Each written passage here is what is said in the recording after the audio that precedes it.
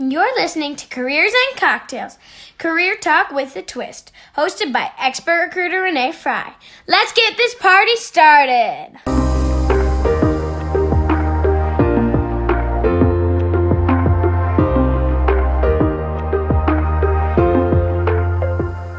Hey party people, welcome to Careers and Cocktails. And we are thrilled to be on site at Wander North Distillery in Minneapolis, Minnesota. And I'm joined with Daniel Metcalf. He is a business leader, dreamer, curler, which I just found out, and deliverer of woo. We have something in common. He has 19 years of experience with multiple companies and roles driving sales and marketing results across numerous industries. And his experience with formal training immediately impacts sales, leadership, and performance to drive bottom line results and company goals.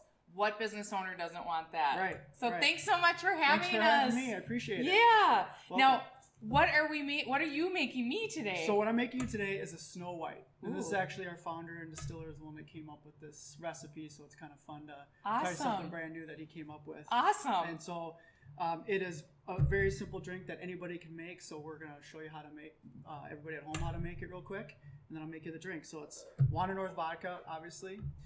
You're going to put 2 ounces of that in every single drink. It makes it somewhat easy if you go ahead, cheated a little bit, and already measured everything out. If you're going to have multiple people making multiple drinks, pretty easy just to kind of put it together. Sure. So right now we're going to, for the two of us, we're going to have 4 ounces of vodka. This is typical apple cider, right? So we just have a nice apple cider that it's fall out. Apples are falling off the tree, orchard's going on, so we're using some apple cider. It's going to be about 8 ounces of apple cider in there, and then just a little splash or half an ounce of pomegranate for the both of us, maybe a full ounce of that. And what do we have on the rim? So on the rim, we did a cinnamon and sugar, very simple, yum. right? Put some cinnamon sugar together, mix it together, get the glasses wet, rim it up, and then that will give us a little bit extra flavor to it. Awesome. All right, so we're going to give this a try. So again, got some apple cider, some Wander North vodka. Which is so good. It is so smooth. I'm glad you like it. Daniel came and visited us and gave us a tasting, and it is phenomenal. For the value, I was blown away by how smooth it is. I'm glad you liked it. A little bit of pomegranate juice, go in there for flavor. And we're going to shake it up. Old bartender style. She has the cup over the stainless shaker. Yeah. I worked at Lenway's Lounge for a couple of years, and it's amazing how many beers I served as a bartender. So not very good at all of it. So then we want to make sure that we don't leave any ice behind. One for you. It out. Strain it out. Yep. Oh, it's beautiful. One for me. And it just looks like fall, doesn't it? It does. All right. All right. Cheers to you. Cheers to you. Oh, that's delicious. It tastes like fall in a cup for sure. The leaves are falling around here. Yeah, exactly. Good. Daniel. Yes, Renee. You are brand ambassador for Wander North. Right. Can you share a little bit about your journey and what led you to partnering with Brian, Yeah. the owner?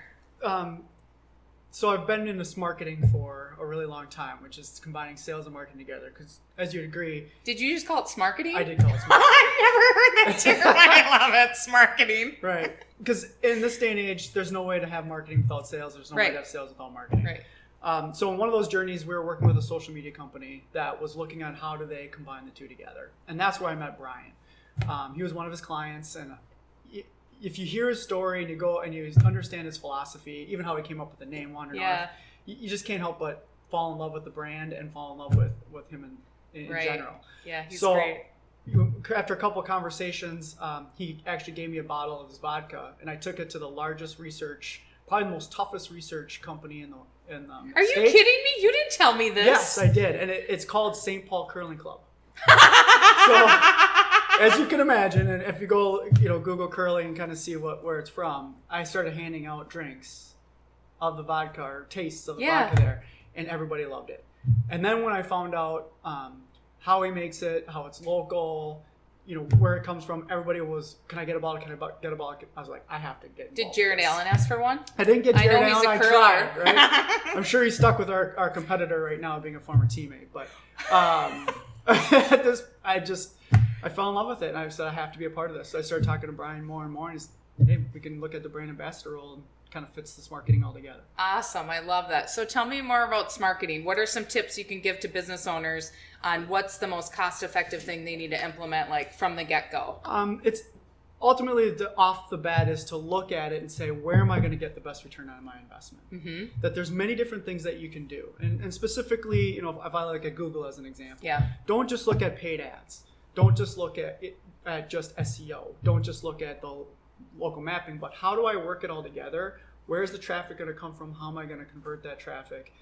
And what do I have to do in order to get more people to be able to convert? Then you look at, am I going to get a return on investment? Maybe Google's not right for you. Another thing you can look at is get your sales and marketing teams in the same room.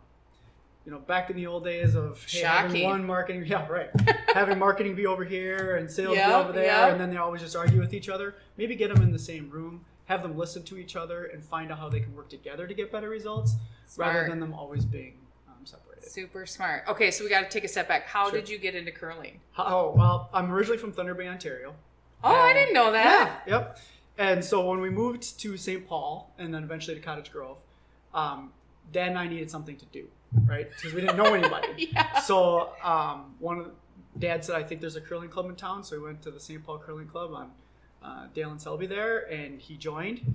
And a year later, he's like, they have a juniors program. Let's have you go down there and do it. So That's I started when I was awesome. 11, so we're now in our 30th year at the St. Paul Curling Club. So. Oh my gosh. And how many members do you think they have there? I think the total membership now is right around 1,000 or 1,100. But when I first started, that's there a was lot. 300. Okay. And so the Olympics obviously had a lot to do with that. Mm-hmm. And then it's in the beautiful part of the Twin Cities. I kind of call it the Cathedral of Curling because it's right next to the cathedral, and and it just has such a long history. It had its 100-year anniversary back in 2012. And people just continue to come up and always looking for a place to play. Awesome. I love it.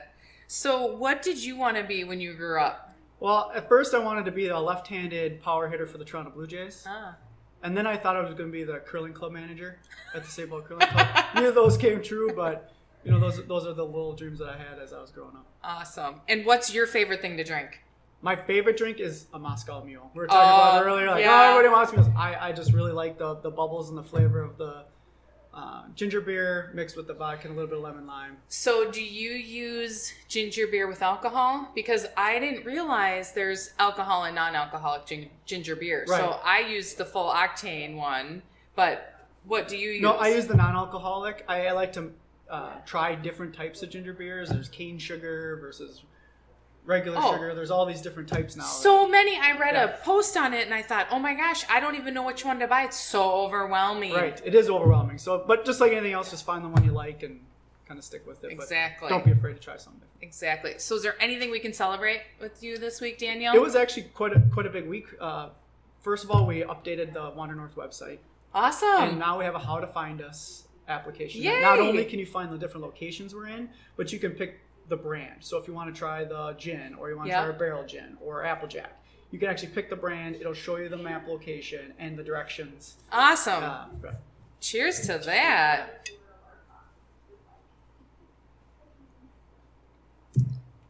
This is so good. It's perfect. Fall in a cup. It is. So we're going on a party bus. Yeah.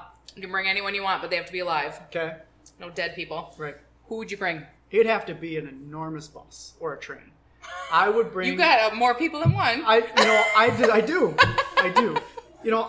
I feel that life is better enjoyed with other people, right? And so I really like being around people, especially like mentors of mine, my family.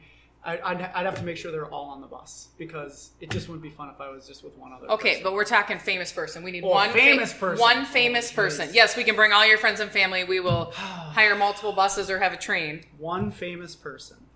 I probably would pick someone like a Seneca.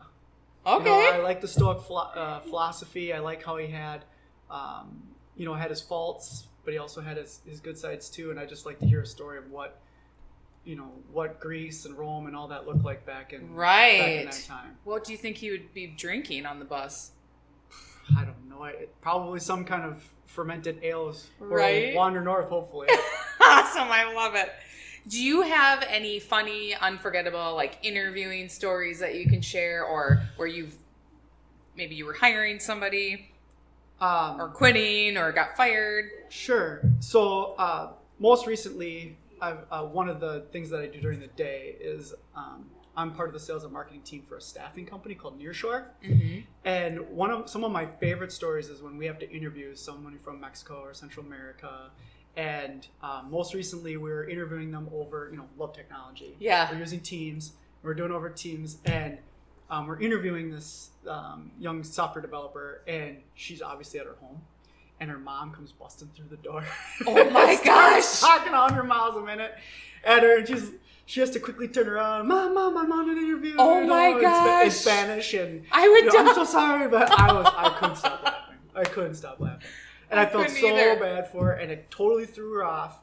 And then we finally got her back around. We could say, it's okay. We're just, we're all still people, right? So that's your personal life. You bring your personal life into work. That is well, where else are you going to have an interview over video? It's got to be at your house because it's quiet. And I always have to coach people. I'm like, okay, test the video. If you want to call me on video so I can make sure there's nothing going on in the background, because people can see in the background. Right. So one gentleman was doing it in a hotel room and he had it faced towards the bed. I'm like, you got to turn the camera to the wall. We don't want to see the bed in the room behind you. Right. So it's like little things like that, right? Yeah, one of my favorite bloopers is, I don't know if you've seen where he's on, I think he's on CNN or something like that, and the kids come rolling through the door. Oh, they do? Yeah, like he is in one of those, the walker who's got the wheels on it, comes walking in, and then the mom comes flying in, finally realizes it. He never skips a beat. He keeps going. Oh, seriously? Yeah. Oh, I would be so distracted. And then finally when they left, he cracks up laughing. It was, you have to check out the YouTube video. It's that's hilarious. funny. That's funny. So, Daniel, share, what is your biggest failure and how did you overcome it? My biggest failure has always been when I don't bet on myself. Meaning, or I'd say, I don't have the confidence to do this. I don't know if I can actually make it work. So then I try to roll the, coattails of somebody else, hoping that, they'll make it work and I'll just be there to go along with the ride. It's set me back, or it hasn't been the best experience for me. So I've just been saying, look, going forward, always bet on yourself. Yeah. Put whatever your superhuman strengths are into it, and everything else will work itself out. Yeah, it usually does, doesn't it? It does. So what's the mindset shift that you've made to do that now? Just that, feel the fear and do it anyways. So just, okay, I might stink at it, or it might not work out, I might not be good at it, but eventually it'll just work itself out. So let's just feel it, go out there and give it a try. I love it. So if you were able to sit down with your 20-year-old self, Daniel Jr., what would you say? I'd probably start with shots are bad for you. Then I'd probably... You're 20. You're not legal to drink yet. That's right. Well, it's Canada. I would be. No. Oh, that's right, because I drank there when I was 18. Right. That was my friend's favorite thing, is let's go to Thunder Bay and drink because we're not 21. Then I would say, I think I just mentioned again, feel the fear and just do it. Sure. Right? Don't take yourself so darn seriously. There isn't anything, you have a long life ahead of you. There is nothing that you can't come back from. There's no failure. There's nothing at this point that you can't come back from. And I think that's whether you're 20 or 50 or 70, it's all the same, right? There's nothing you can't come back from as long as you act as a good person and you do your best. Cheers to that. I totally agree. Wonderful.